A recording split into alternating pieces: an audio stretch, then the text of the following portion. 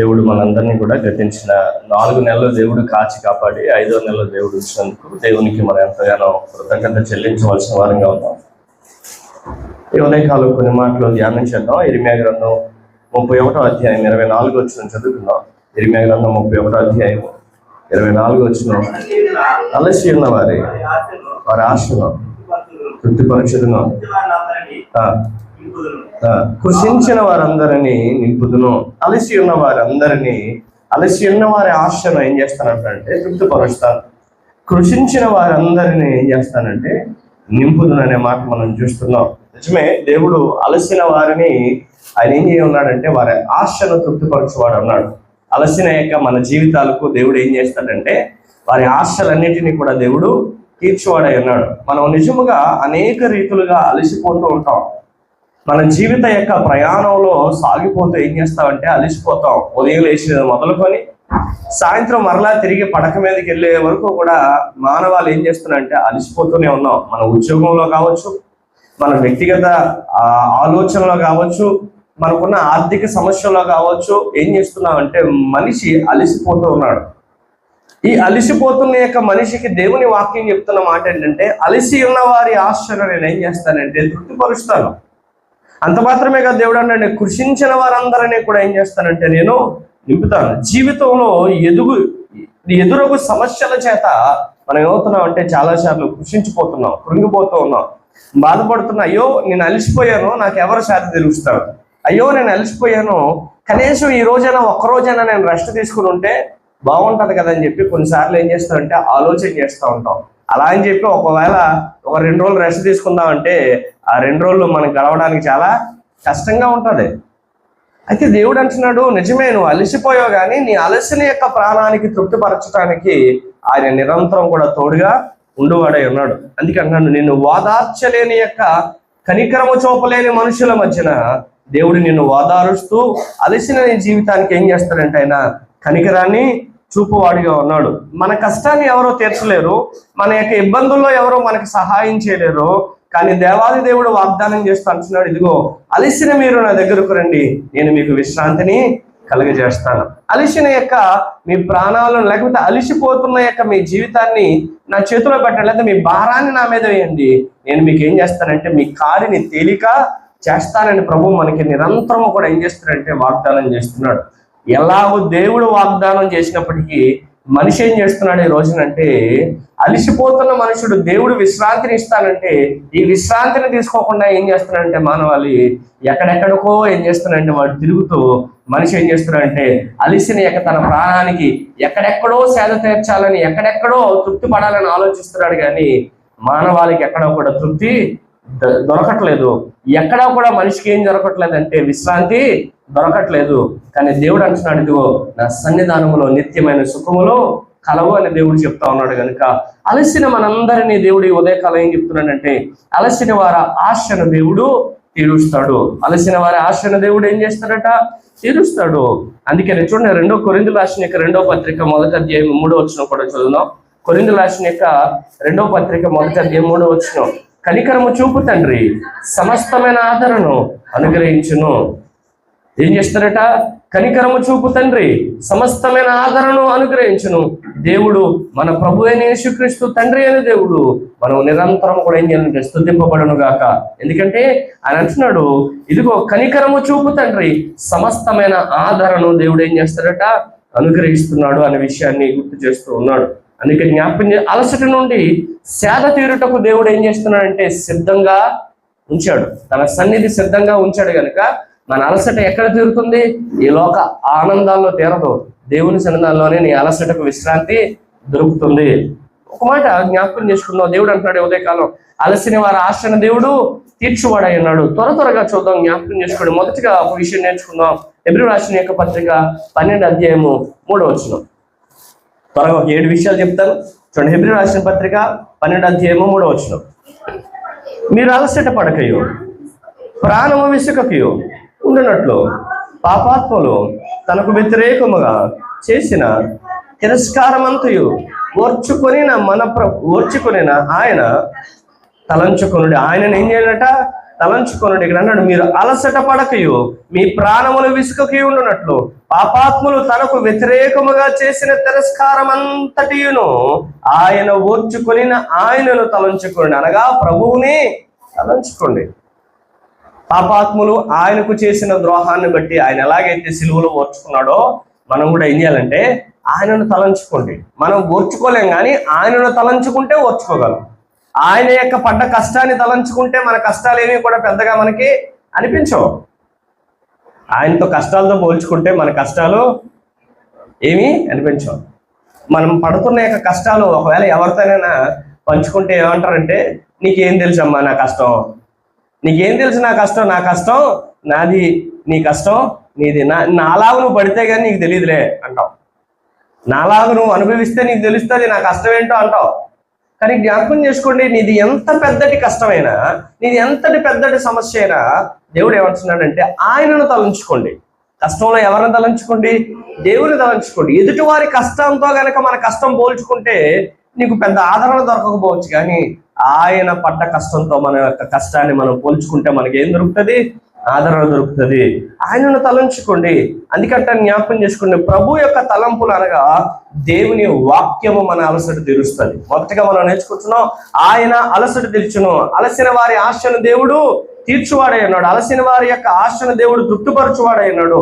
మొదటిగా వాక్యం ఏం చెప్తుందంటే, ప్రభు యొక్క తలంపులు అనగా దేవుని వాక్యము మన ఆశ తీరుస్తుంది. ఏం తీరుస్తుంది? దేవుని వాక్యమే మన ఆశ తీరుస్తుంది. ఇంకేమీ కూడా మన ఆశను తీర్చలేవు. ఆయన పడ్డ కష్టం ఎక్కడ రాయబడింది? వాక్యంలో రాయబడింది. కనుక ఆ వాక్యాన్ని మనం గనక ధ్యానం చేసుకుంటే, ఆ కష్టాన్ని మనం గుర్తు చేసుకుంటే మన అలసట అంతా తీరిపోతుంది. మన అలసట అంతా ఏమవుతుంది? తీరిపోతుంది. అందుకన్నాడు, ప్రభు యొక్క తలంపులు అనగా దేవుని యొక్క వాక్యము మన అలసట ఏం చేస్తుందంటే తీరుస్తుంది. మనం ఆత్మీయంగా అలసినప్పుడు వాక్య ధ్యానం చేయాలా? ఏం చేయాలి? వాక్యాన్ని చదువుకోవాలి. అలసట వచ్చిందా? కష్టంగా అనిపించిందా? తట్టుకోలేని విధంగా ఉన్నావా? వెంటనే నీకు సమయం ఉండి నీకు చదువు వస్తే ఖచ్చితంగా వాక్యాన్ని తీసి ఒక 2 నిమిషాలు కీర్తన ఏదో చదివితే అందులో ఏదో ఒక మాట నీ హృదయాన్ని అలసటనంతటినీ పోగొడుతుంది. నీ హృదయాన్ని బాధపరిచిన గాయం అంతా ఏమవుతుందో తెలుసా? పోతుంది, ఒక్కసారి తొలగిపోతుంది. ఏదో సంతోషం, ఏదో ధైర్యం నీలో ఏం చేస్తుందంటే నింపుతుంది. అందుకని అలసటగా ఉన్నవారు ఏం చేయాల్సిన పని ఏంటంటే వాక్యాన్ని తీసి చదవడం. చదువు వచ్చిన వారైతే, లేదు నీకు చదువు రాదు అనుకున్నావా, చక్కగా ఎక్కడో దగ్గర వాక్యం వస్తుంది, ఆ వాక్యాన్ని పెట్టుకొని విను. దేవుడిని అలసటనంతటినీ తీరుస్తాడు. అది ఎవరి వాక్యమైనా అనవసరం, అది ఏ దైవజనుల వాక్యమైనా అనవసరం. ఒక వాక్యం పెట్టుకొని విన్నాం అనుకో, తప్పక దేవుడు ఆ వాక్యం ద్వారా ఏం చేస్తాడంటే నీ అలసటను తీర్చువాడు ఆయన. ఎందుకంటే ఆశగల ప్రాణమును ఆయన తృప్తిపరచువాడు. ఆశగల యొక్క ప్రాణమును, వారి ఆశను దేవుడు ఏం చేస్తాడంటే తప్పక తీర్చువాడు అన్నాడు. ప్రభు యొక్క తలంపులు, దేవుని వాక్యము మాత్రమే మన ఆశలన్నిటిని కూడా తీరుస్తుంది. ప్రభు యొక్క తలంపులు అనగా దేవుని వాక్యమే మన అలసటలన్నింటినీ కూడా ఏం చేస్తుందంటే తీరుస్తుంది. అందుకని అంటాడు యెషయా గ్రంథం 50 అధ్యాయం 4వ వచనంలో ఒక మాట అంటాడు. ఏమనంటే, అలసిన వాణిని మాటల చేత ఓరడించు జ్ఞానము నాకు కలుగునట్లు శిష్యునికి తగిన నోరు యెహోవా నాకు దయచేసి ఉన్నాడు అంటాడు. అలసిన వాణిని మాటల చేత ఓరడించి యొక్క జ్ఞానము నాకు కలుగునట్లు శిష్యునికి తగిన యొక్క నోరు యెహోవా నాకు దయచేసిను, లేకపోతే దయచేసి ఉన్నాడు అనే విషయాన్ని జ్ఞాపకం చేస్తున్నాం. అందుకంటే జ్ఞాపకం చేసుకునండి, అలసిపోయిన మనము యెహోవా తలంపులు, యెహోవా వాక్యాన్ని మనం ధ్యానం చేస్తున్నప్పుడు అలసిన మనకి ఏం దొరుకుతుంది? సేద తీరుతాం. అయితే అలసిన మనకి ఏం మన అలసట అంతా ఏమైపోద్ది? తీరిపోద్ది. దానికి జ్ఞాపకం ప్రభు యొక్క తలంపులు అనగా దేవుని వాక్యము మన అలసటను దూరం చేస్తుంది. రెండోదిగా జ్ఞాపకం చేసుకుందాం. మొదటిగా మనం చూస్తున్న అలసిన వారి ఆశను దేవుడు ఏం చేయవాడై ఉన్నాడు? తీర్చువాడై ఉన్నాడు. అయితే అలసిన యొక్క మనం ఏం చేయాలి అంటే, మొదటిగా అంటున్నాడు యెహోవా యొక్క తలంపులు అనగా యెహోవా యొక్క వాక్యమును మనము ధ్యానం చేయడం వల్ల, వాక్యము మనం చదువుటం వలన మనం ఏమవుతాం అంటే మన అలసట అంతా తీరిపోదు. ఏ అలసట ఇది? అది శారీరక సంబంధమైన అలసట అయినా ఉండొచ్చు, లేకపోతే నీవు పడుతున్న కష్టాల్లో నువ్వు పడుతున్న యొక్క ఆలోచనల ద్వారా నువ్వు పడుతున్న యొక్క అలసట అయి ఉండొచ్చు. ఆలోచించి నువ్వు అలసిపోయి ఉండొచ్చు. ఆలోచిస్తూ బాధపడుతూ కృంగిపోయి ఉండొచ్చు. నీ అలసట పోవాలంటే దేవుని వాక్యాన్ని ధ్యానం చేయాలి. దేవుని వాక్యం మీద మన ఆశను పెట్టుకోవాలి. అప్పుడు దేవుడు నీ ఆశను ఏం చేస్తాడు? తీరుస్తాడు. రెండోదిగా జ్ఞాపకం చేసుకుందాం, అలసిన వారి ఆశను దేవుడు తీరుస్తానని వాగ్దానం చేస్తున్నాడు కనుక రెండోదిగా కూడా జ్ఞాపకం చేసుకుందాం. యెషయా గ్రంథం 5వ అధ్యాయము 26-27 వచనాలు చదువుకుందాం. యెషయా గ్రంథం 5వ అధ్యాయము 26-27 వచనాన్ని దేవుని యొక్క వాక్యంలో ధ్యానం చేద్దాం. ఆయన దూరముగా ఉన్న జనములను పిలుచుటకు ధ్వజమునెత్తును, భూమి అంతము నుండి వారిని రప్పించుటకు ఈలగొట్టును. అదిగో వారు త్వరపడి వేగముగా వచ్చున్నారు, వారిలో అలసిన వాడైనను తొట్టిల్లు వాడైనను లేడు, వారిలో చూడండి, జ్ఞాపకం చేసుకోండి. ఇక్కడ చదువుతున్న యొక్క వాక్యంలో మనం చూస్తున్నాం, ఇక్కడ దేవుని యొక్క వాక్యం ఏమంటుందంటే ఆయన దూరముగా ఉన్న జనులను పిలుస్తున్నాడట, ధ్వజమునెత్తును, భూమి అంతయు నుండి వారిని పిలుస్తున్నాడట, ఈలగొట్టుచున్నాడట. అదిగో వారు త్వరపడి వేగముగా వచ్చున్నారు, వారిలో అలసిన వాడైనను తొట్టిల్లు వాడైనను లేడు. దేవుని ధ్వజము అనగా ఆయన సహవాసం అని అర్థం. దేవుని ధ్వజం అంటే అర్థం ఏంటో తెలుసా? ఆయన సహవాసము లేక ఆయన సన్నిధి. మొదటిగా మనం చూసాం, ప్రభు యొక్క తలంపులు, దేవుని వాక్యము మాత్రమే మన అలసటను తీరుస్తుంది. రెండోదిగా వాక్యం ఏం చెప్తుందంటే దేవుని సంఘముని అలసట తీరుస్తుంది. ఏం తీరుస్తుంది? దేవుని సంఘమే మన అలసటను ఏం చేస్తుందంటే తీరుస్తుంది. అందుకే నేను జ్ఞాపకం చేసుకోండి, దేవునికి దూరముగా మనం ఉండకూడదు. దేవునికి ఎప్పుడు దగ్గరగా ఉంటే మన అలసట అంతా కూడా పోతుంది.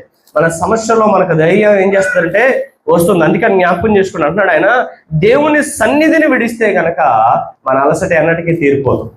దేవుని సన్నిధానంలో ఎంత కష్టమైనా, చిన్నదన్నా పెద్దదైనా, దేవుని సన్నిధానంలో మనం మోకరించి ప్రార్థన చేస్తే మన అలసట అంతా కూడా పోతుంది, మన సమస్య అంతా కూడా పోతుంది. మన మనసు ఒక్కసారిగా ఏమవుతుందంటే తేలికైపోతుంది.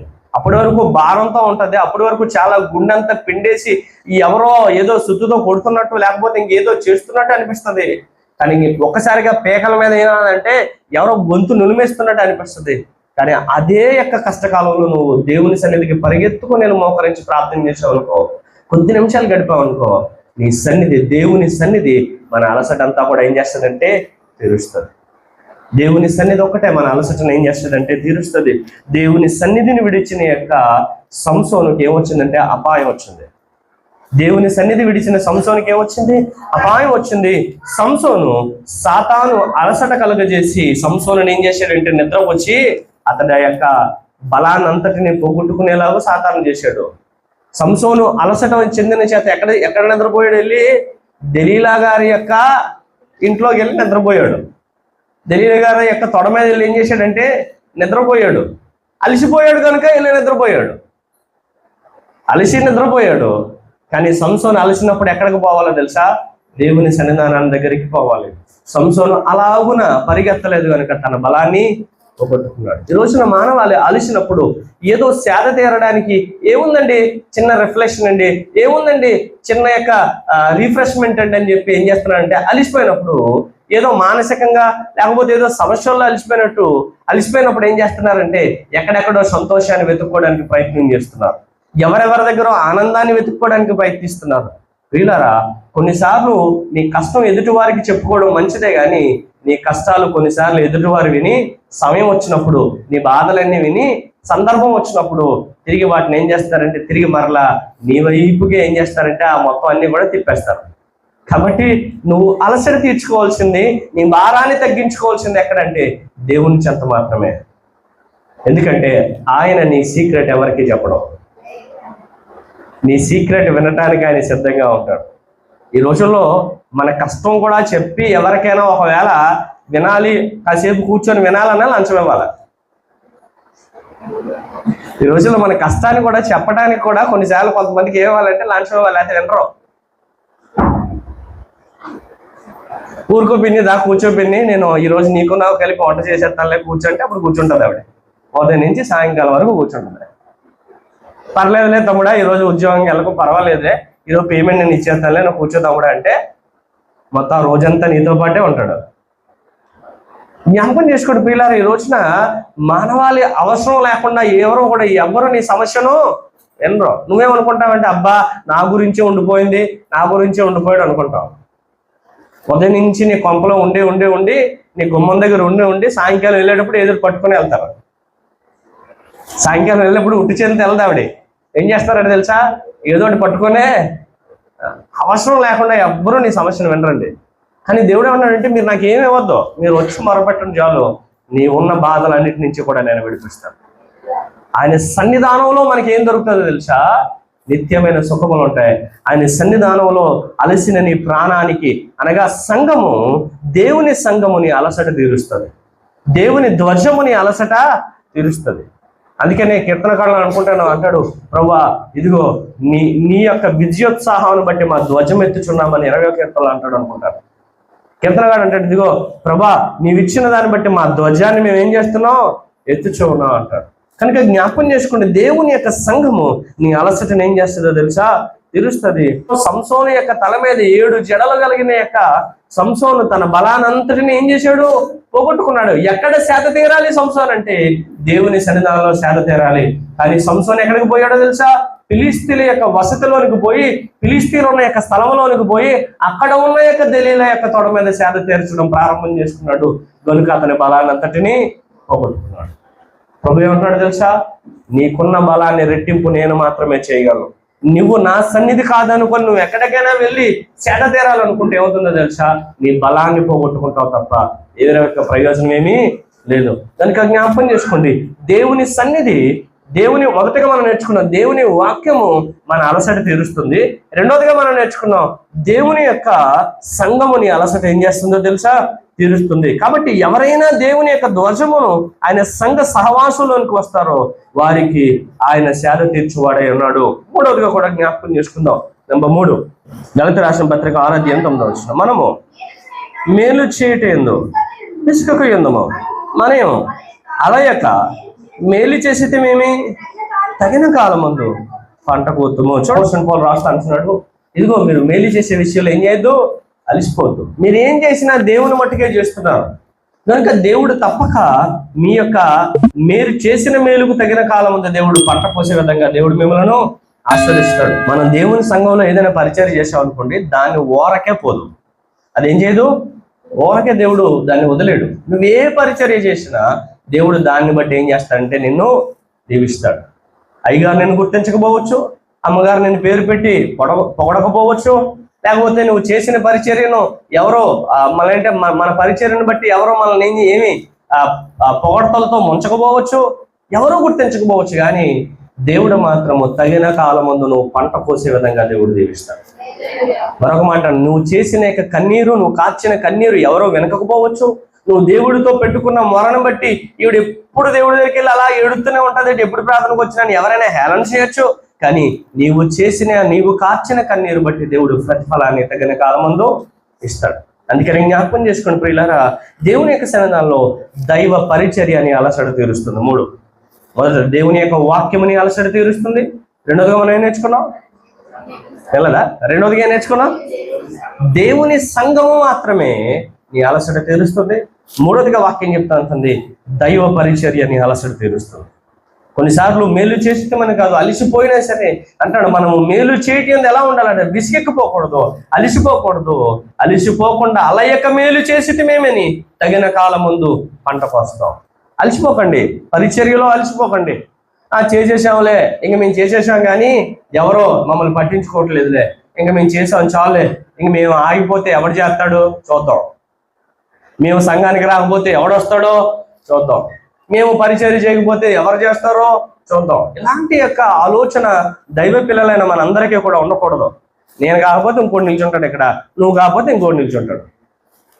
దేవుడు తగిన కాలం ముందు ప్రతి వారిని ఆయన పరిచర్య గురించి ఎవరొక్కరిని దేవుడు ఏం చేస్తాడంటే లేపుతాడు, ఎవరొక్కరిని దేవుడు వాడుకుంటాడు. మోషే కాకపోతే యెహోషువ కాకపోతే మరొక నాయకుడు. దేవుడు ఎవరినైనా సరే వాడుకోగలడు. దేవుడు అబ్రహామునకు రాళ్ళ నుండైనా అక్కడే సంతానాన్ని కలుగు చేయగలడు.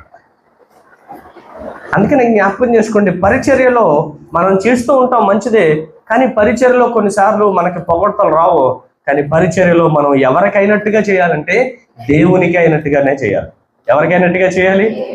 ఎందుకంటే ప్రతిఫలం ఇచ్చేవాడు మనుషుడు కాదు, దేవుడు మాత్రమే మన పరిచర్యకు తగ్గ ప్రతిఫలాన్ని దేవుడు మాత్రమే ఇస్తాడు. ఎందుకంటే ఆయన నమ్మదగిన వాడు కనుక. ఆయన ఎవరో నమ్మదగినవాడు, దేవుడే. ఖచ్చితంగా ఆయన మనకు ప్రతిఫలం ఇస్తాడు. అందుకే పరిచర్య విషయంలో మనం ఏం చేయకూడదు అంటే అలసిపోకుండా మనం తగిన కాలం ముందు పంటను కోస్తామని ముందుకు సాగిపోవాలి. ప్రభువు మన శరీరంలో ప్రభువు కూడా మానవ శరీరంలో ఉన్నంత కాలం యేసయ్య అలిసిపోకుండా పరిచర్యను ఈ భూమి మీద జరిగించాడు. మనుషులకు తగ్గట్టుగా చేయలేదు, ఆయన దేవునికి తగ్గట్టుగానే, ఆయన దేవుడు తండ్రి అయిన దేవుడు ఎందుకు పంపించాడు దానికి తగ్గట్టుగానే పరిచర్య మొత్తం జరిగించాడు. కనుక దేవునికి తగ్గట్టుగానే మన పరిచర్యను ఏం చేయాలంటే చేయవారిగా ఉండాలి. ఇక్కడ మనం జ్ఞాపకం చేసుకుంటూ పోతే ఈ యోహాను రాసిన యొక్క సువార్త 4:39-40 మీరు చూడండి. అక్కడ యాకోబు బావి అనే ఒకటి ఉండెను. యేసు ప్రభు ప్రయాణం వలన అలిసి ఉన్న రీతిగానే ఆ బావి దగ్గర ఏం చేస్తారంటే కూర్చున్నాడట. అక్కడ మనం జ్ఞాపకం చేస్తాం, అక్కడ ఒక స్త్రీ వచ్చింది, అక్కడ చేసిన ఆయనతో చెప్తున్న యొక్క సాక్ష్యం ఇస్తూ ఉంది. స్త్రీ యొక్క మాటలను బట్టి ఆ ఊరిలో సమరయుల్లో అనేకులు ఆయన ఎందుకు విశ్వాసం ఉంచారట. ఆ సమరయులు ఆయన దగ్గరకు వచ్చి తమ యొద్ద ఉండమని ఆయనను ఏం చేస్తున్నారట, ఆయనను వేడుకున్నారట. గనుక ఆయన అక్కడ 2 దినములు ఉండెను. ఉన్నమాట చూడండి, చదువుతారు తల్లి. యోహాను సువార్త 4:39-40. నేను చేసినవని నాతో చెప్పాను. సాక్ష్యం ఇచ్చిన యొక్క స్త్రీ, సమరయ స్త్రీ గురించి చెప్తున్నాడు. సాక్ష్యం ఇచ్చిన యొక్క స్త్రీ యొక్క మాటలను బట్టి ఆ ఊరిలో సమరయులలో అనేకులు ఆయన యందు విశ్వాసం ఉంచిరి. ఆ సమరయులు ఆయన యొద్దకు వచ్చి తమ యొద్ద ఉండమని ఆయనను వేడుకొనిరి. కనుక ఆయన అక్కడ 2 దినములు ఉండెను. యేసుప్రభు కూడా ఈ భూలోకంలో పరిచయం చేసినప్పుడు ఆయన అలసటితో సమరయుల యొక్క ప్రాంతమునకు వెళ్ళినప్పుడు ఆ బావి దగ్గర ఆయన ఏం చేశాడో తెలుసా, అలసటతో కూర్చున్నాడు. అక్కడ నీళ్లు చేదుకోవడానికి సమరయ స్త్రీ వచ్చింది. ఆయనకు ఆమెకు మధ్యన ఏం చేసిందో తెలుసా, కొంత యొక్క మాటల సంభాషణ జరిగింది. యా నువ్వు యూదుడు ఏం చేస్తున్నావు తెలుసా, నీళ్లు తాగుతున్నావు కదా అని ఆశ్చర్యపోయారు అందరూ. ఎందుకంటే యూదులు సర్వసాధారణంగా సమరయులతో పెద్దగా మాట్లాడరు. అయినప్పటికీ ప్రభు కొన్ని ప్రశ్నలు ఏమైనా అడుగుతుంటున్నాడు. నీకు ఎవరున్నారు, నువ్వు ఎన్నో పిరమిడ్ కలిగి ఉన్నావు అని అడుగుతూ ఉన్నప్పుడు కొన్ని ఇది కాక నీకు ఇంకా ఉన్నారని చెప్పినప్పుడు ఆవిడ ఆశ్చర్యపోయి ఆవిడ గురించి మొత్తం చెప్పేశాడని చెప్పి గబగబా వెళ్ళి ఊర్లో వాళ్ళందరికీ కూడా ఆయన గురించి చెప్పేసి వారందరినీ ఆయన దగ్గరికి నడిపించింది. వాళ్ళందరూ వచ్చి అంటున్నారు, అయ్యా దయచేసి ఒక 2 దినాలు మా ఊర్లో ఉండయ్యా అని చెప్పి ఆయన బతుకులు ఆడుతున్నారు. పిల్లలు ఏమంటానంటే దైవ పరిచర్య అని అలసటను యేసయ్య ఈ భూమి మీద పరిచర్య చేస్తున్నప్పుడు ఆయన అలిసిపోయాడు. ఆయన 100% మానవుడు అనటానికి 100% దేవుడు అనటానికి ఇది ఒక రుజువు ఏంటో తెలుసా, ఆయనకు కూడా అలసట వచ్చింది. యేసుకు కన్నీరు వచ్చింది, యేసుకు అలసట వచ్చింది, ఆయన కూడా ఆకలితో ఉండాల్సి వచ్చింది. అందుకనే ఆయన 100% మానవుడు. కనుక జ్ఞాపకం చేసుకుని ఏమంటానంటే యేసు పరిచర్య చేస్తున్న దినములలో ఆయనకు అలసట వచ్చింది. 2 దినములు ఆ ఊర్లో ఆయన ఏం చేశాడంటే వారితో పాటు ఉన్నట్టుగా మనం జ్ఞాపకం చేసుకున్నాం. దైవ పరిచర్యలో నీ అలసటను దేవుడు తీరుస్తాడు. యేసయ్య భూలోకంలో పరిచర్య చేస్తున్నప్పుడు ఆయన అలసట వచ్చినప్పుడు తండ్రి అయిన దేవుడు ఆయన విడిచిపెట్టేశాడా? లేదు. సమరయుల ద్వారా 2 దినాలు అక్కడ యేసయ్య అలసట తీర్చుకోవడానికి దేవుడు అతను ఏం చేశాడంటే తండ్రి అయిన దేవుడు అక్కడ ప్రాంతంలో వారికి నెమ్మదిని కలుగు చేశాడు. యేసయ్య 2 దినములు అక్కడ పరిచర్యలో అలసిపోయిన ఆయనకు సేద తీరటానికి అక్కడ సమయం ఆయనకు దొరికినట్టుగా మనం చూస్తున్నాం. అందుకని జ్ఞాపకం చేసుకోండి, ఆయన సన్నిధికి వచ్చి తమ యొద్ద ఉండమని వారు ఏ విధంగా ఏడుకున్నారో అక్కడ ఆయన 2 దినాలు వారితో పాటు ఉండాల్సి వచ్చింది. అందుకంటే జ్ఞాపకం చేసుకోండి, దైవ పరిచర్యలో అలసట వచ్చిందా విసిగెక్కిపోకు, వేసారిపోకు. జ్ఞాపకం చేసుకోండి, తప్పక దేవుడు నీ అలసటను తీరుస్తాడు. చాలా మంది ఇప్పుడు మైకిస్తే 3 మంది సాక్ష్యం చెప్తారు. ఏదో పనున్నా, ఇంపార్టెంట్ పనున్నా వదిలేసుకొని వచ్చి చర్చిలో పనిచేసి వెళ్ళిన తర్వాత ఎన్నో అద్భుతాలు మన జీవితాల్లో మనం చూసే ఉంటాం. కనుక జ్ఞాపకం చేసుకోండి, ఎన్ని అద్భుతాలు మన జీవితంలో చూసుంటామో. కనుక దైవ పరిచర్య తప్పక మన అలసటను ఏం చేస్తుంది, తీరుస్తుంది. ప్రియులారా, మొదటి యొక్క ఇంపార్టెన్స్ ఎప్పుడైతే దేవుని సన్నిధికి, దేవుని యొక్క సంఘానికి మనం ఇస్తామో మన జీవితాల్లో, తప్పక నీ అలసట అంతా ఏమైపోతుందంటే తీరిపోతుంది. దైవ పరిచర్య మన అలసటను తీరుస్తుంది. కనుక మేలు చేసే విషయంలో ఎప్పుడు కూడా అలసిపోవద్దు. మనం ధైర్యంగా ఉన్నాం. పరిచర్య విషయంలో అలసిపోవద్దు. తప్పక తగిన కాలం ముందు దేవుడు నీ పరిచర్యకు తగ్గ, నీవు చేసిన యొక్క ప్రతి పనికి తగ్గట్టుగా దేవుడు ప్రతిఫలాన్ని నీకు ఇచ్చువాడై ఉన్నాడు. మరొక మాట అంటే జ్ఞాపకం చేసుకోండి, 4వదిగా కూడా జ్ఞాపకం చేసుకున్నాం. 4వ విషయాన్ని జ్ఞాపకం చేసుకుని యెషయా గ్రంథం 40:31 మొదటిగా మనం నేర్చుకున్నాం, అలసని ఉన్న వారి ఆశను దేవుడు తృప్తిపరుస్తాడు. ప్రభు యొక్క తలంపులు, దేవుని వాక్యం మాత్రమే మన అలసట తీరుస్తుంది. 2వదిగా మనం నేర్చుకున్నాం, దేవుని సంఘముని అలసట తీరుస్తుంది. మూడవదిగా చూస్తున్నాం, దైవ పరిచర్య మన అలసటను తీరుస్తుంది. నాలుగవదిగా నేర్చుకున్నాం, యెషయా గ్రంథం 40:31 మనందరికీ బాగా పరిచయమే. యెహోవా కొరకు ఎదురు చూచువారు నూతన బలము పొందుదురు, వారి పక్షిరాజుల యొక్క వలె రెక్కలు చాచి పైకి ఎగురుదురు, అలయక పరిగెత్తుదురు, సొమ్మసిల్లక నడిచిపోదురు. అందుకని యెహోవా కొరకు ఎదురు చూచువారు ఏం చేస్తారట? నూతన బలాన్ని పొందుతారు. విశ్వాసంతో ప్రభు కొరకు ఎదురు చూచుట వలన అలసట లేకుండా పోతుంది. 4, విశ్వాసంతో ప్రభు గురించి ఎదురు చూస్తే మన అలసట ఉండదు. మన అలసట ఏమైపోతుంది అంటే పోతుంది. విశ్వాసంతో మనం ఎవరికి చూడాలో తెలుసా? ప్రభు కొరకు చూడాలి. బాలురు ఏమవుతారంటే యెహోవా కొరకు ఎదురు చూచి వారు నూతన బలం పొందుకుంటారు. పక్షిరాజు రెక్కల వలె వారు చాచి ఏం చేస్తారంటే పైకి ఎగురుదురు, అలయక వారు ఏం చేస్తారంటే పరిగెత్తారట, సొమ్మసిల్లక నడిచిపోతారట. అందుకని మరొక మాట అంటాడు, ఆయన నా ప్రాణమునకు సేద తీర్చి ఉన్నాడని. 23వ కీర్తన 3వ వచనంలో మనం చదువుతాం, ఆయన నా ప్రాణమునకు ఏం చేశాడు? సేద తీర్చి ఉన్నాడు. 4వదిగా అంటాడు, అందుకని విశ్వాసముతో ఎదురు చూచటం వలన నీ అలసట తీరిపోతాయి. దేంతోటి? విశ్వాసంతో ఎదురు చూడాలి. అబ్రహాము దేవుని నమ్మి విశ్వాసంతో ఎదురు చూశాడు. ఆయన అలసట అంతా కూడా దేవుడు తీర్చివేసేశాడు. అలసట ప్రియులారా, మానసికంగా శారీరకంగా సమస్యల వల్ల దేని వల్లైనా మీ ఆత్మీయ జీవితాలకు మీ శరీరానికి అలసట కలగవచ్చు. కానీ మీ అలసట తీర్చేది ఎవడో తెలుసా? దేవుడు మాత్రమే. మన అలసట తీర్చేది ఎవరో? ఆయన మాత్రమే. కనుక అలసిపోక మనం ఏం చేయాలంటే ముందుకు సాగిపోవాలి. యెహోవా కొరకు ఎదురు చూడు, తప్పక నీ అలసటను ఆయన ఏం చేస్తాడంటే తీర్చువాడై ఉన్నాడు. యెహోవా కొరకు ఎదురు చూచువారు ఏం పొందుకుంటారు? నూతన బలం పొందుకుంటారు. ఏం పొందుకుంటారట? నూతన బలాన్ని, నూతన శక్తిని పొందుకుంటారు. దేవుడు తప్పక దేవుడి గురించి కనిపెట్టుకొని ఉండండి. దేవుని మీద ఆశ పెట్టుకొని బ్రతకండి. మనుషుల మీద ఆశ పెట్టుకోకండి. దేవుని మీద మాత్రమే ఆశ పెట్టుకొని ఎదురు చూడండి. దేవుని కార్యాల గురించి ఎదురు చూడండి. దేవుడు అడుగు వేయడానికి మీ జీవితంలో ఎదురు చూడండి. దేవుడు ఒక నిర్ణయం మీ జీవితం పట్ల, మీ పిల్లల పట్ల తీసుకోవడానికి ఎదురు చూడండి. నీ సొంత ఆలోచనలు, నీ సొంత మాటల గురించి, లేకపోతే నీ సొంత ప్రయత్నాలు మానుకొని దేవుని యొక్క కార్యం గురించి ఎదురు చూడండి. తప్పక దేవుడు మీ పట్ల తన కార్యాన్ని ఏం చేస్తాడు? జరిగిస్తాడు. యెహోవా కొరకు ఎదురు చూచి వారు ఏమవుతారు? నూతన బలం పొందుకుంటారండి. ఖచ్చితంగా దేవుడు నూతన బలాన్ని, నూతన కార్యాన్ని జరిగిస్తాడు. ఎలా చేస్తాడు? ఎటువైపు నుంచి చేస్తాడు? ఏ విధంగా చేస్తాడు? ఎప్పుడు చేస్తాడు? ఉదయకాలమా, మధ్యకాలమా, సాయంకాలం అనేది లేదు. ఏ కాలం అయినా సరే ఖచ్చితంగా చేస్తాడంటే నువ్వు చూడాల్సిందల్లా కూడా యెహోవా కొరకు మాత్రమే ఎదురు చూడాలి. ఆయన బలమును గురించి మాత్రమే మనం ఏం చేయాలి? ఎదురు చూడాలి. ఈ రోజున మనం దేవుని యొక్క బలాన్ని గురించి ఎదురు చూడటం లేదు. మన బల ప్రదర్శనలు ఎక్కువైపోతున్నాయి ఈ రోజుల్లో. ఏమి ఎదురవుతున్నాయో తెలుసా? నేను చేయలేనా, నేను చెందలేనని చెప్పి మన బల ప్రదర్శించుకోవడానికి ఇష్టపడుతుంది. మన బలం సరిపోదు. దేవుని కార్యం చూడాలంటే యెహోవా కొరకు మాత్రమే ఎదురు చూడాలి. యెహోవా కొరకు ఎదురు చూచువారు నూతన బలాన్ని పొందుకుంటారట. సాతాను ఏం చేస్తాడంటే అలిసిపోజేస్తాడు. అపవాది మనల్ని ఏం చేస్తాడు తెలుసా? అలిసిపోజేస్తాడు. కానీ దేవుడు నూతన శక్తిని, నూతన బలాన్ని దేవుడు మనకి ఇస్తాడు. ఒకానొక రోజున ఒక అడవిలో ఒక తోడేలు ఉందట. ఆ తోడేలు ఏం చేస్తుందట తెలుసా? దారిలో చూస్తుందట. ఎవరైనా అంటే గొర్రెలు కానీ దారిలో ఏం చేస్తారంటే, గొర్రెల కాపర్లు కానీ గొర్రెలు వదులుతూ ఉంటారు కదా, అలా వదిలినప్పుడు ఆ గొర్రెలను ఏం చేయాలంటే ఆ తోడేలు చంపాలని చెప్పి ఏం చేస్తుందంటే ఎదురు చూస్తుందట. కొన్ని యొక్క గొర్రెలు ఏం చేసాయంటే అడవిలోనికి అలాగా వెళ్తూ ఉన్నాయి.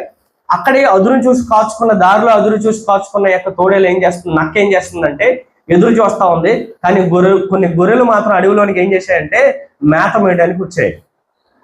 ఆ దారిలో ఆ పచ్చగా గడ్డిగా ఉన్న యొక్క చోట ఏం చేస్తున్నాయంటే గొర్రెలు కాస్త ఏం చేస్తున్నాయంటే మేత మేస్తా ఉన్నాయి. అక్కడే అదును చూసుకుంటున్న యొక్క తోడేలు మాత్రం వాటిని తినడానికి సిద్ధంగా ఉంది. గొర్రెలు ఎప్పుడైతే వాటి పనిలో బిజీగా ఉన్నాయో, కొన్ని గొర్రెలు ఎప్పుడైతే మేత మేస్తున్నాయో, తోడేలు వారి మధ్యకి వచ్చి చూస్తూ అంటుందట, ఇదిగో మిమ్మల్ని ఈ రోజు నేను ఏం చేస్తానో తినేస్తాను. మిమ్మల్ని ఈ రోజు ఏం చేస్తానో తెలుసా?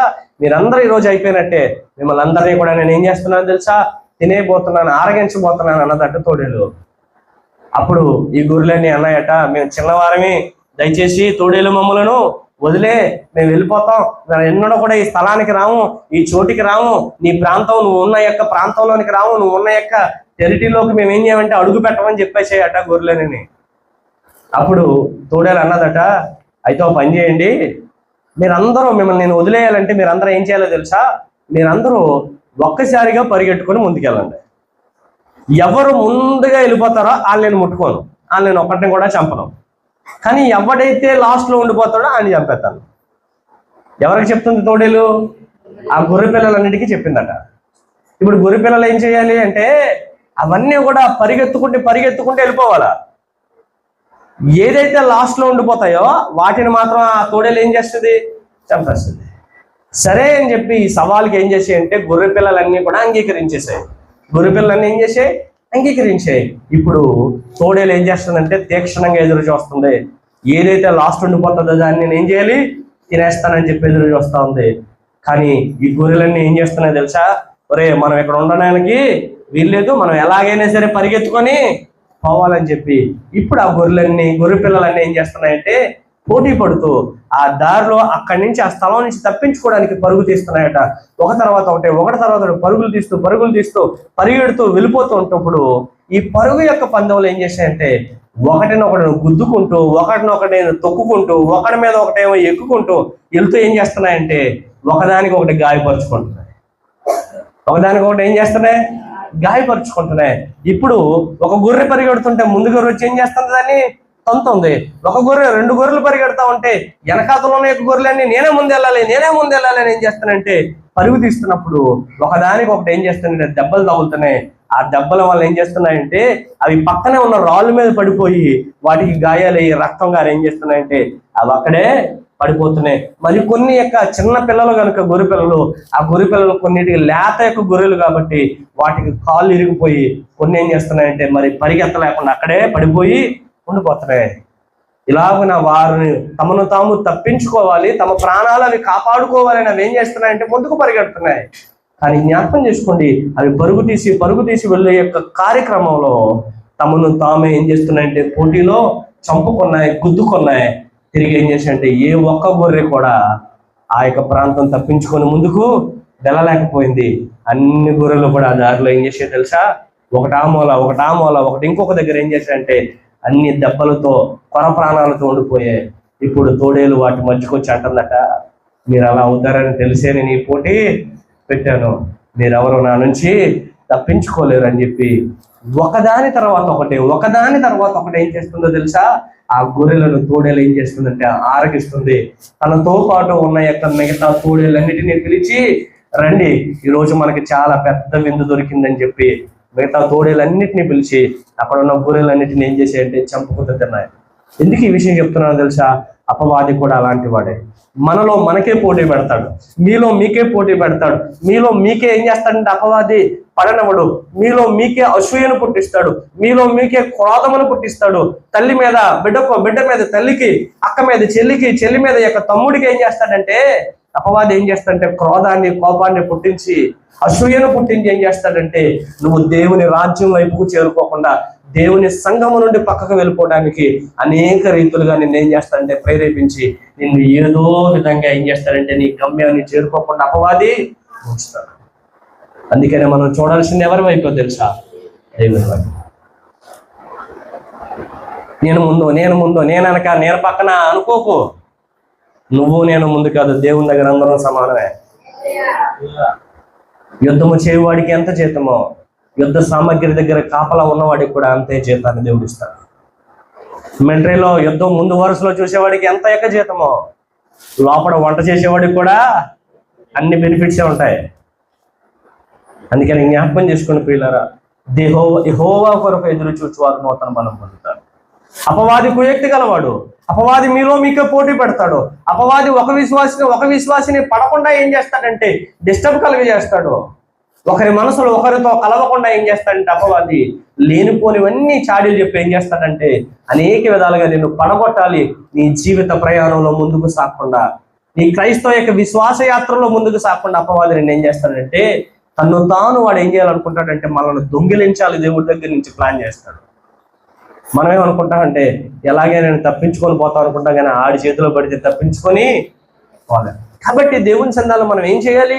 యెహోవా కొరకు ఎదురు చూడాలి, మనుషుల కొరకు ఎదురు చూడొద్దు, మనుషుల మాటలు పట్టించుకోవద్దు. నువ్వు చూడాల్సింది ఎవరి గురించే తెలుసా? దేవుని గురించి. ఎందుకంటే యెహోవా కొరకు ఎదురు చూచువారు నూతన బలాన్ని పొందుకుంటారు. విశ్వాసముతో ప్రభు కొరకు ఎదురు చూస్తే అలసట లేకుండా నీ జీవితంలో ఆయన ముందుకు సాగిస్తాడు. సాతాను అలసట కలుగు చేస్తాడు.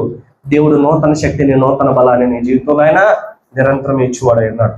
కనుక నా ప్రాణమునకు సేద తీర్చువాడు, అతడు నాకు మొర్రపెట్టగా నేను అతనికి ఉత్తరం ఇచ్చేదను. నేను శ్రమలో అతనికి తోడై ఉండేదను. అతను విడిపించి ఏం చేస్తున్నాడో దేవుడు గొప్ప చేస్తాడు. అతను మొరపెట్టగా నేను ఏం చేస్తాను? అతని ప్రాణమును విడిపిస్తాను, అతను గొప్ప చేస్తాను. శ్రమలో నేను అతనికి ఏం చేస్తానంటే తోడై ఉంటాను. అతడు నాకు మొర్రపెట్టగా నేను అతనికి ఉత్తరం ఇస్తాను. శ్రమలో నేను అతనికి తోడై ఉంటాను, అతను విడిపించి అతను ఏం చేస్తాను? గొప్ప చేస్తాను. దేవుని వాగ్దానం అది. అందుకని విశ్వాసంతో ఎవరి వైపు ఎదురు చూడాలి? దేవుని వైపు ఎదురు చూడాలి. 5వది కూడా నేర్చుకుందాం ఫాస్ట్ గా. చూడండి ఒకసారి యెషయా గ్రంథం 32:2 మనుషుడు గాలికి మొరుగైన చోటు వలెను, గాలివానకు చాటైన చోటు వలెను ఉండును. ఎండిన చోట నీడ, ఎండిన చోట నీళ్ళ కాలువ వలెను, అలసట పుట్టించు దేశమున గొప్ప బండ నీడ వలనే ఉండును. అందుకే జ్ఞాపకం చేసుకోండి. ఇక్కడ 5వదిగా ఏం చెప్పాలనుకుంటున్నా అంటే, దేవుని నీడ నీ అలసట తీరుస్తుంది. ఏం చేస్తుంది? దేవుని నీడ అలసట తీరుస్తుంది. మరుగైన చోటు వలెను, గాలివానకు చాటైన యొక్క చోటు వలెను ఉండును మనుషుడు. ఎండిన చోట నేల కాలు వలెను, అలసట పుట్టించే యొక్క దేశమున గొప్ప బండ వలెను ఉండును. అందుకని మనుషు కుమారుడని యేసు మాత్రమే వడగాలి తగలకుండా నీ చాటుగా ఆయన ఏం చేస్తాడంటే, తుఫాను గాలి తగలకుండా ఆయన ఏం చేస్తాడంటే నీ జీవిత నావను ఆయన మాత్రమే కాపాడగలడు. కనుక అందుకంటున్నాను, దేవుని నీడ నీ అలసటను తీరుస్తుంది. ఏం తీరుస్తుందట? దేవుని నీడ నీ అలసటను తీరుస్తుంది.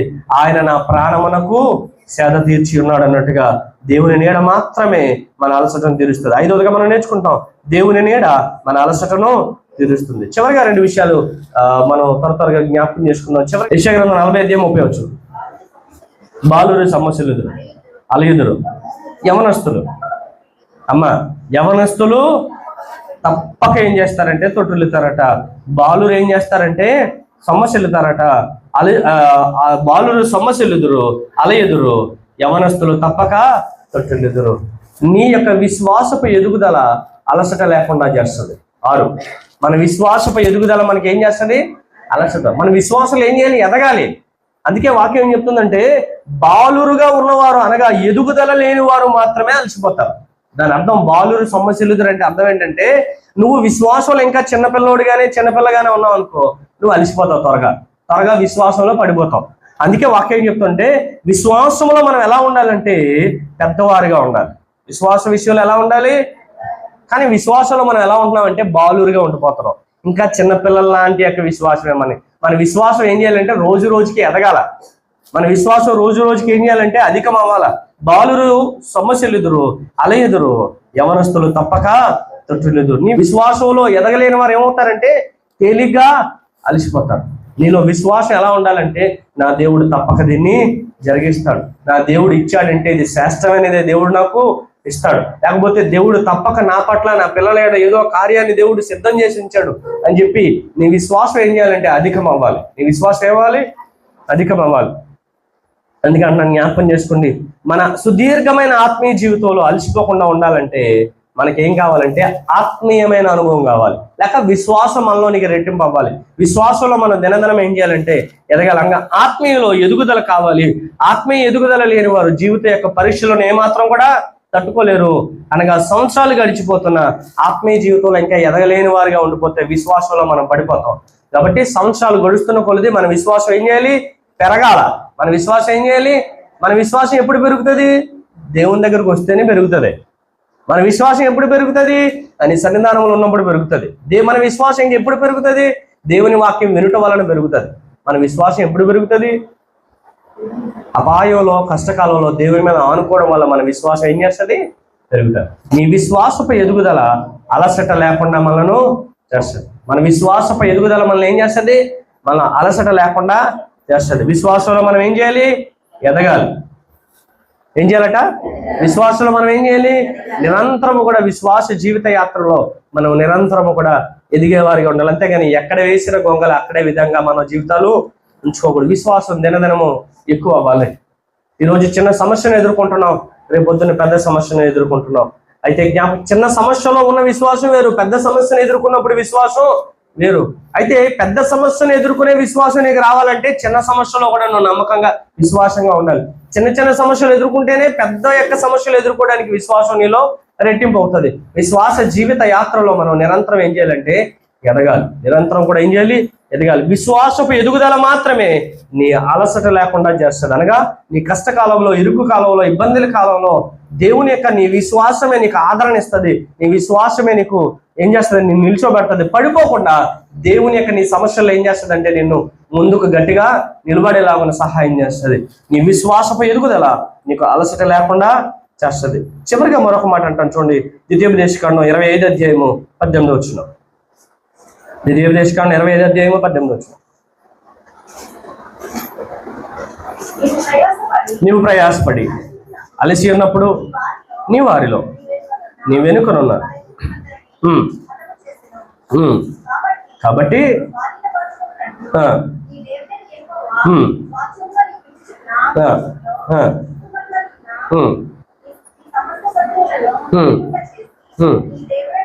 చూడు, ఇక్కడ మనం జ్ఞాపకం చేస్తున్న ఆత్మీయ చురుకుదనం అలసట లేకుండా చేస్తుంది. అందుకే నేను చెప్తా అంటున్నాడు, నువ్వు ప్రయాసపడి అలసి ఉన్నప్పుడు నీ వారిలో నీ వెనుకున్న బలహీనులందరినీ హతము చేశాను. కొన్నిసార్లు అపవాది ఏం చేస్తాడంటే, శత్రువులు ఇశ్రాయేలును కొన్నిసార్లు ఏం చేసేవారంటే అలసినప్పుడు వారిని ఏం చేశారంటే పట్టుకోవడానికి ప్రయత్నం చేసేవారు. అందుకే చెప్తా అంటున్నాడు, అలసట వెనకడుగు వేయించును, జీవితములను బలహీనపరుస్తుంది. అందుకన్నాడు, నీవు ప్రయాసపడి అలసి ఉన్నప్పుడు నీ వారిలో నీ వెనుకున్న బలహీనులను అందరినీ వారు ఏం చేస్తున్నారు? హతము చేసెను. అలసట మన బలహీనతను పరుస్తుంది, బలహీనత మనల్ని వెనుకడుగు వేస్తుంది. అలసట మనల్ని ఏం చేస్తుంది? బలహీనపరుస్తుంది. అయితే బలహీనత మనల్ని ఏం చేస్తుంది అంటే వెనకడుగు వేయడానికి సహాయం చేస్తుంది. వెనుకబడుట వలన అపవాది మనల్ని ఏం చేస్తాడు? హతము చేస్తాడు. ఇందా లేదా కథ చెప్పాను కదా. సో వెనుకబడుట వలన మనం ఏం చేస్తాం అంటే అపవాదికి చేరువైపోతాం. అపవాదికి మనం ఏమైపోతాం? చేరువైపోతాం. కనుక జ్ఞాపకం చేసుకోండి, శ్రమలు చెరసాలలో ఉన్నా కానీ దేవుని యొక్క సన్నిధానంలో దేవుని చేత గొప్ప భాగ్యవంతులుగా మనం ఏం చేయాలంటే ముందుకు సాగిపోవాలంటే మన ఆత్మీయ జీవితంలో ఎలా ఉండాలంటే చురుకుదనం ఉండాలి. చివరిది అది ఏం చేయాలి తెలుసా? మన ఆత్మీయ జీవితంలో చురుకుగా ఉంటే మన చురుకుదనం ఏం చేస్తుందంటే మనల్ని అలసిపోకుండా ముందుకు తీసుకెళ్తుంది. ఆత్మీయ జీవితంలో మనం ఎలాగ ఉండాలి? వెనకడుగు వేసావా అపవాదికి దొరికిపోతాం, వెనకాతలు ఉన్నావా అపవాదికి దొరికిపోతాం. నువ్వు ఎప్పుడు ఎలా ఉండాలి? ముందడుగు వేయాలి. ఎప్పుడు కూడా ఏం చేయాలి? ముందు వరుసలో ఉండాలి, ముందడుగులో ఉండాలి. ముందుగా అన్ని విషయాల్లో కూడా ఏం చేయాలంటే ముందుగా ఉండడానికి ప్రయత్నించాలి. అందుకని వాక్యం చెప్తాను, నువ్వు ప్రయాసపడి అలసినప్పుడు నీ వారిలో నీ వెనుకున్న యొక్క బలహీనులందరినీ శత్రువు ఏం చేస్తాడు? హతమం చేస్తాడు. నువ్వు వెనకడుగులో ఉంటే శత్రువుకు దొరుకుతావు. నువ్వు ఎప్పుడు ఏం చేయాలి? ముందడుగులో మనం ఏం చేయాలో తెలుసా? ఉండాలి. సాతాను అలసిన వారిని సులువుగా పడగొడతాడు. సాతాను ఎవరిని పడగొడతాడు తెలుసా? అలసిన వారిని సులువుగా పడగొడతాడు. చూడండి ఒకసారి, మీకు ఆదికాండం 25 అధ్యాయం అనుకుంటాను. ఆదికాండం 25 అధ్యాయంలోనే 30 వచనం చదవండి ఒకసారి. 30 వచనం లాస్ట్. నేను అలసి ఉన్నాను, ఆ ఎర్రగా ఉన్న దానిలో కొంచెము దయచేసి నాకు పెట్టమని. ఇక్కడ మనం చూస్తాం యాసావు. ఎవరేసి తెలుసా? యాసావు, యాకోబు అన్న దగ్గర నుంచి దీవెనలు ఎలాగైనా కొట్టేయడానికి ఆల్రెడీ తండ్రి దగ్గర ఏం చేస్తున్నాడంటే ప్లాన్ అంతా సిద్ధం చేసేసుకున్నాడు. కానీ ఇక్కడ ఈ సందర్భంలో మనం చూస్తున్నప్పుడు యాసావు అలిసిపోయి ఏం చేస్తున్నాడు? వేటకెళ్ళాడు, ఏమీ దొరకలేదు. అలిసిపోయి ఏం చేస్తున్నాడంటే తిరిగి ఇంటికి వస్తున్నాడు. అదే దారిలో తమ్ముడు అయిన యాకోబు ఏం చేస్తున్నాడంటే ఎర్రగా చిక్కుడుగా కూరను ఏం చేస్తున్నాడంటే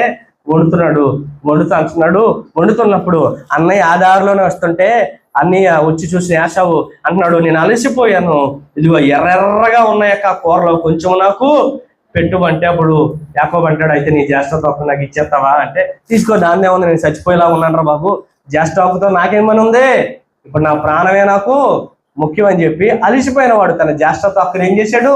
అమ్మేశాడు. అందుకంటే జ్ఞాపకం చేసుకోండి ప్రియులరా, యాసావు అలిసిపోయి ఇంటికి వచ్చినప్పుడు ఎర్రగా ఉన్న యొక్క కూరకు లొంగిపోయి తన అమూల్యమైన జ్యేష్ఠత హక్కు ఆశీర్వాదాన్ని వదిలేసుకున్నాడు. అలిసిపోతే నువ్వేం చేస్తావు తెలుసా?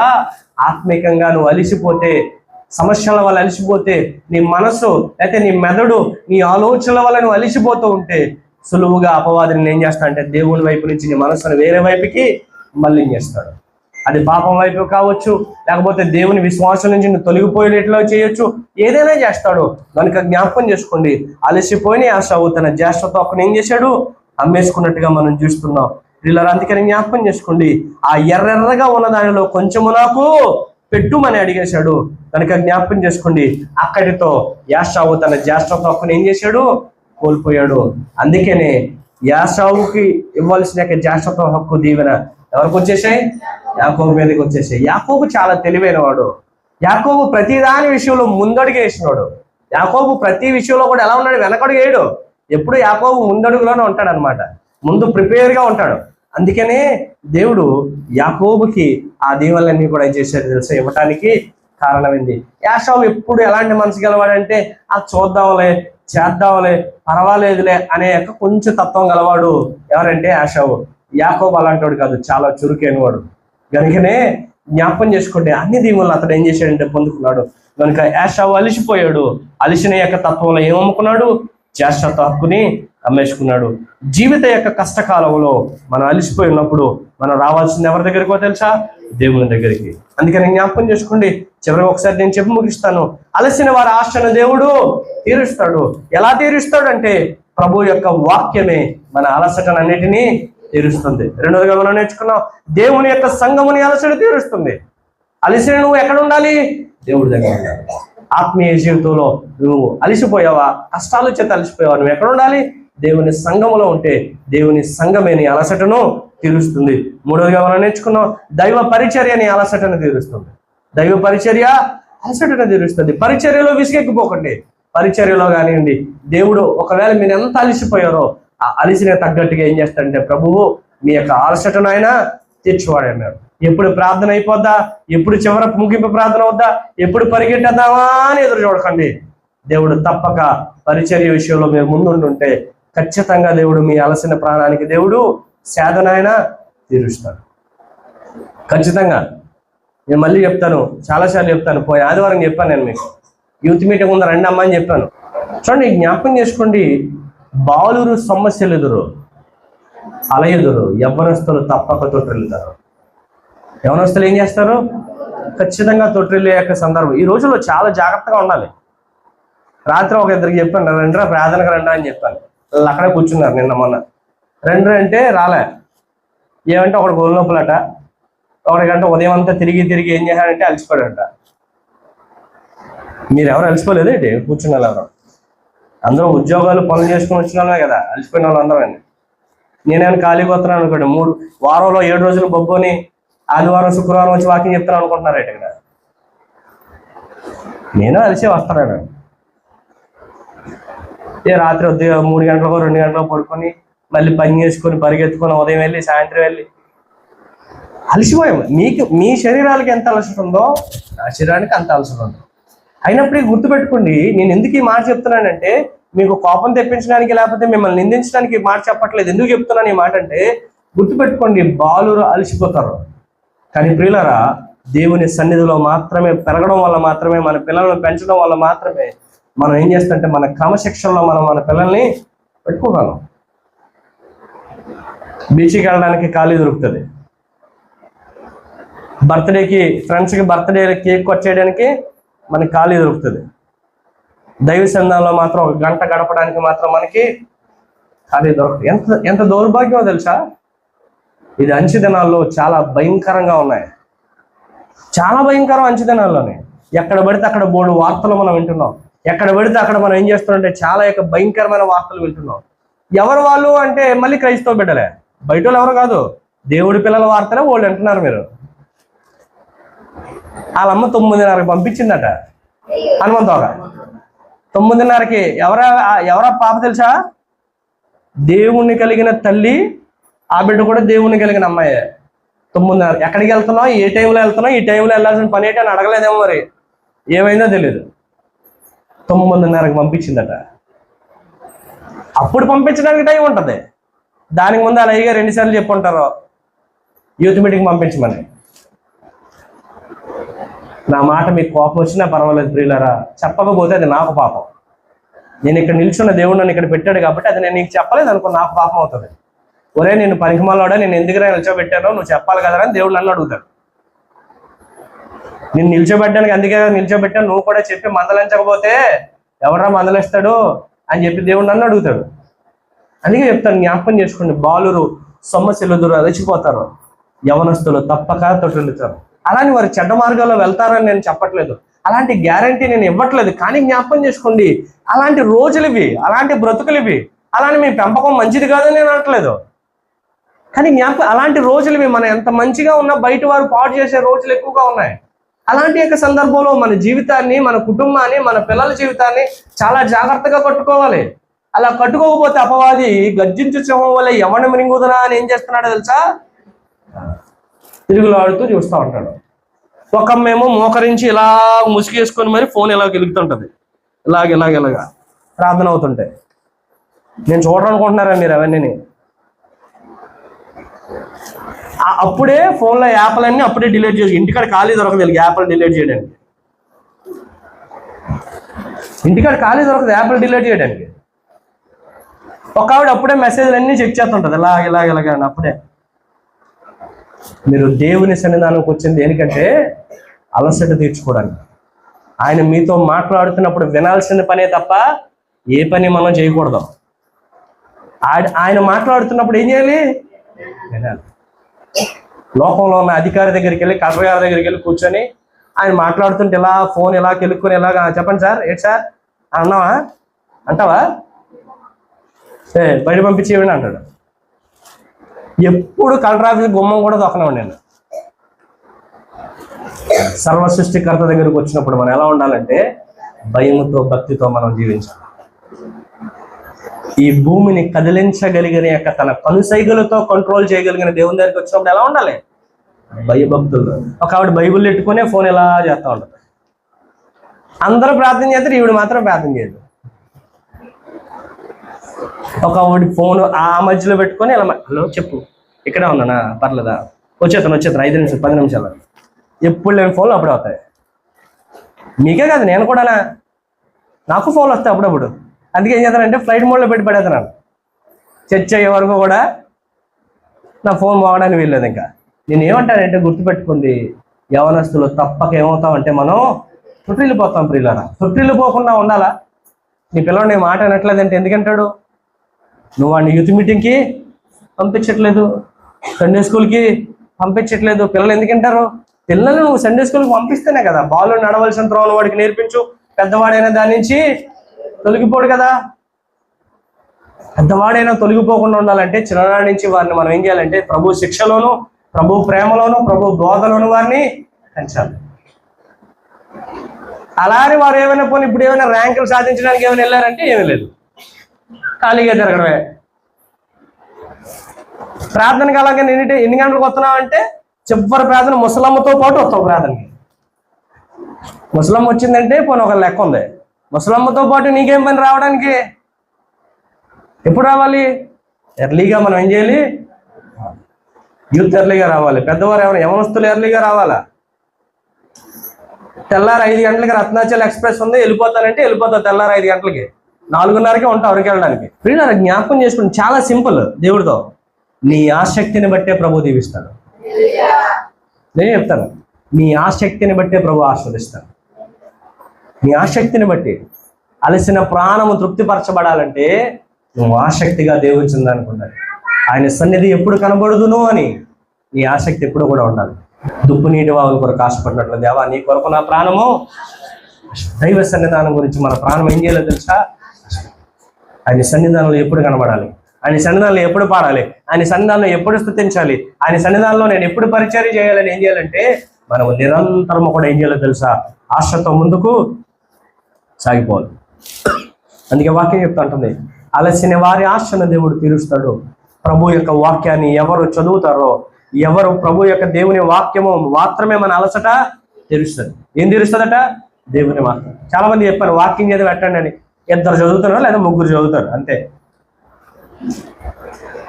2 లేక 3 వాక్యం చదువుతారు. ఆ 3 ఎట్టినో వాయిస్ మీద పెడతానే ఉంటారు. అర్ధరాత్రి అయినా 11 అయినా 11:30 అయినా చదివి పెడతారు కొంతమంది. మిగతా వాళ్ళు చదివి పెడతారంటే వాళ్ళు చదివి పెట్టట్లేదు. మీరు ఎలాగా చదవరు, కనీసం వాళ్ళైనా మీ పిల్లలైనా చదివి పెట్టమని చెప్పండి. చదివి పెట్టడం వల్ల నాకే వచ్చేది, చదివి పెట్టడం వల్ల నేనే ఎవరికి షేర్ చేసినవేమి. వాక్యమును చదివితే ఆ వాక్యము వారి జీవితంలో తప్పటడుగు వేయకుండా ఏం చేస్తుందంటే కాపాడుతుంది. తప్పటడుగు వేయకుండా అది ఏం చేస్తుంది? కాపాడుతాడు. కనుక జ్ఞాపకం చేసుకోండి, వాక్యం చదవడం రాదండి అందుకే పెట్టట్లేదండి అనకండి. వాక్యం పుట్టుకతో ఎవరికి చదవడం రాదో. మంచిగా మనం ఈ లోకంలో చదివినా వాక్యం చదవడం చాలా కష్టం. అది చదువుతుండగా ఏం చేస్తుందంటే ఇంకా బాగా చదవడానికి అది ఏం చేస్తుందంటే అది సహాయం చేస్తుంది. అందుకని వాక్యాన్ని ఏం చేస్తానంటే రోజుకు ఒక అధ్యాయం చదివి పెట్టండి అని అందరికీ చెప్పాను. ఎంతమంది చదివి పెడతారు? ఇద్దరు ముగ్గురు పెడుతున్నారు అంతే. నాకు ఖాళీ అయినప్పుడు వింటాను, విన్నట్లకి రిప్లై పెడతాను అంతే. కానీ నేను చూస్తాను ఎంతమంది చదివారో, ఎవరు పెట్టారో నాకు తెలుసు. కాబట్టి ఇది చాలా భయంకరమైనది. ప్రియుల తల్లిదండ్రులైన వారు కొంచెం సీరియస్గా తీసుకొని ఏం చేయాలంటే మీ పిల్లల వాక్యం చదివి పెట్టడానికి ఏం చేయాలో తెలుసా? ప్రోత్సహించండి. అలా ప్రోత్సహించడం వల్ల అది మీకు మేలే తప్ప మీకు ఎన్నటికీ కీడని తగలదని సెలవిస్తున్నాను. ఎందుకంటే ఈ రోజుల్లో ఎవరు ఎక్కువ అలసిపోతున్నారు చెప్పండి? పెద్దోళ్ళా చిన్నోళ్ళా? అమ్మా ముగించేస్తాను, వాక్యం ఏం పెద్దగా ఏం చెప్పట్లేదు, జాగ్రత్తగానండి. ఈ రోజుల్లో ఎక్కువ అలసిపోయిన పెద్దోళ్ళా చిన్నోళ్ళు చెప్పండి? పట్టుమని 18 సంవత్సరాలు 20 సంవత్సరాలు కూడా ఎవరికి ఉండవు, అలసిపోతున్నారు. జీవితం మీద విరక్తి ఎక్కిపోతున్నారు. పెద్ద ప్రాబ్లమ్స్ ఏం కావు వాళ్ళకి. ఏమీ ఇంటికాడ అమ్మని పోషించాలా, నాన్న పోషించాలా, ఇలాంటివి ఏమీ ఉండవు. చిన్న మాటకి అలసిపోతున్నారు. ఎవరైనా ఏదైనా అంటే అలసిపోతున్నారు. ఫ్రెండ్స్ నో చెప్తే అలసిపోతున్నారు. మానసికంగా అలసిపోయి ఏదేదో చేసేసుకుంటున్నారు. చదువు ఒత్తిడి వల్ల అలసిపోతున్నారు. చదువు ఎవరి గురించి? వాళ్ళ గురించే కదా చదవమనేది. మన గురించి ఏం చదవమంటాం ఏంటండి?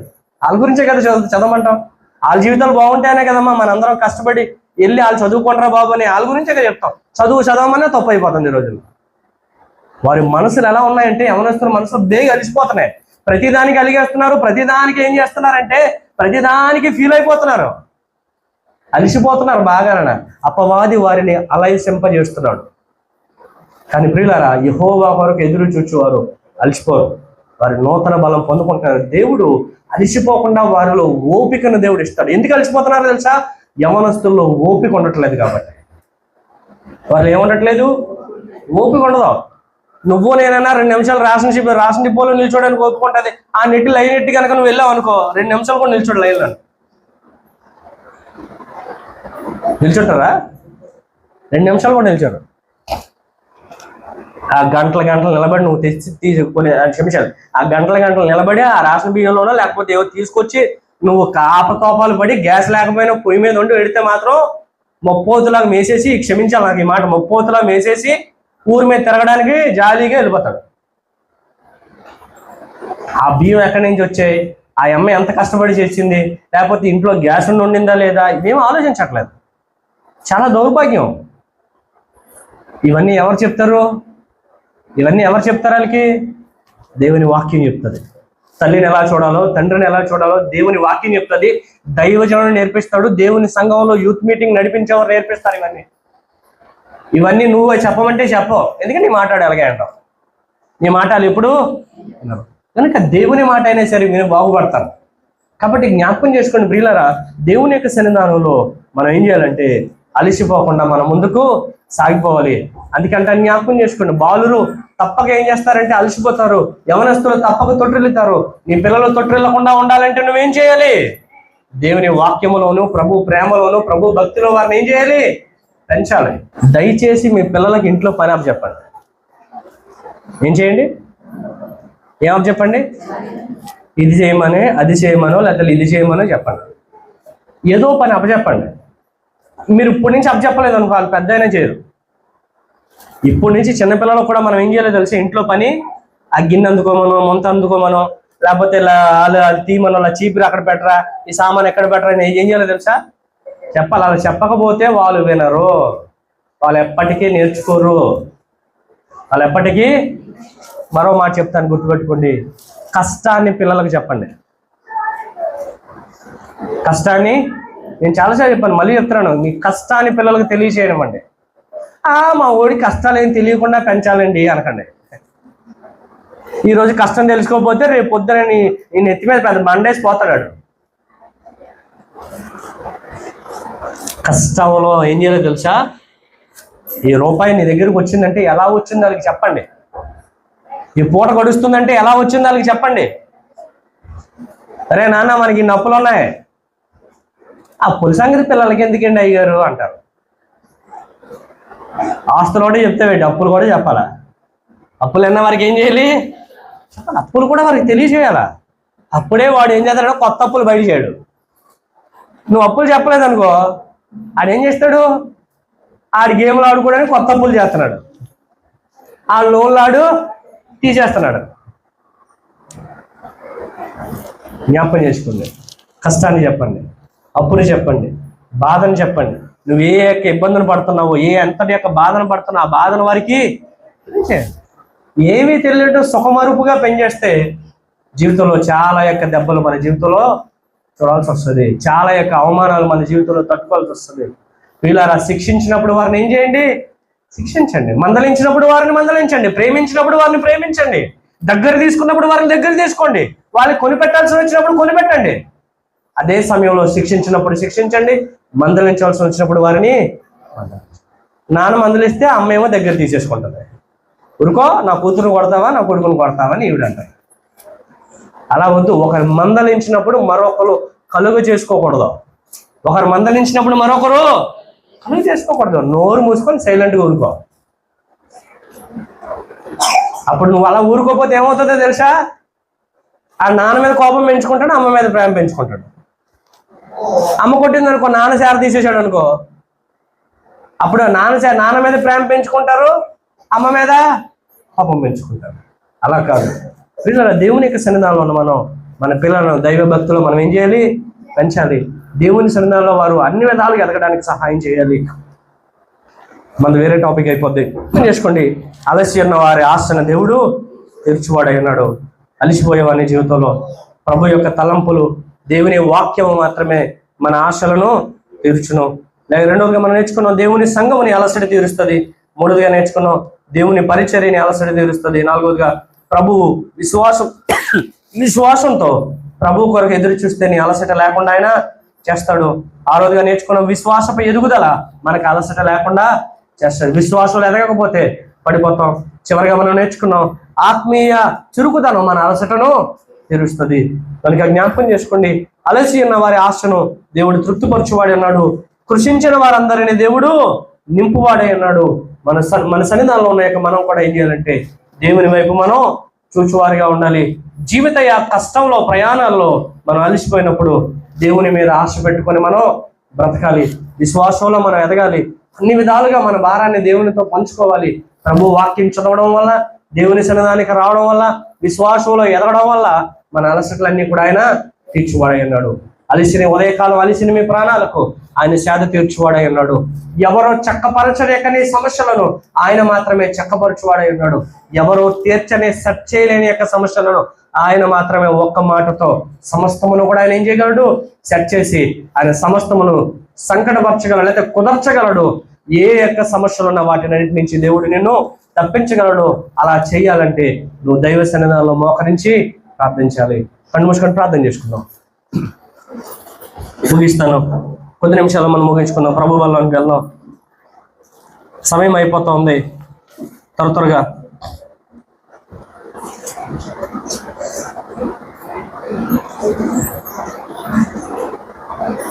ఆయన జ్ఞాపకం చేసుకో. దుఃఖము మీ యొద్ద నుండి తొలగించుటకు, మీ అలసట తీర్చుటకును, మిమ్మల్ని ఓదార్చుటకును తన సిలువ నీడకు పిలుస్తున్నాడు. దేవుడు మాత్రమే అలసి ఉన్న ప్రాణములను తృప్తిపరచగలడు, ఓదార్చగలడు. వాక్యముతో అలసిన మన హృదయాలను, అలసిపోయిన మన ప్రాణాలను ఆయన సేద తీర్చగలడు. ఆశగల ప్రాణమును తృప్తిపరచగలడు.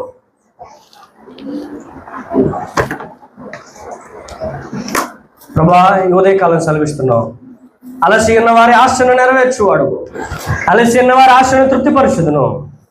కృషించిన వారందరిని నింపుదును. అలసి ఉన్న వారి ఆశను నెరవేర్చువాడా. ఈ ఉదయకాలం అలసటతో జీవితంలో వారి యొక్క మనసుల్లో అలసటతో వచ్చారో, అది ఆత్మీయమైన అలసటైనా, సమస్యల వల్ల కలిగిన అలసటైనా, శరీరకం వల్ల కలిగిన అలసటైనా, ప్రభా నీ పిల్లలు నీ చేతికి అప్పగిస్తున్నావు.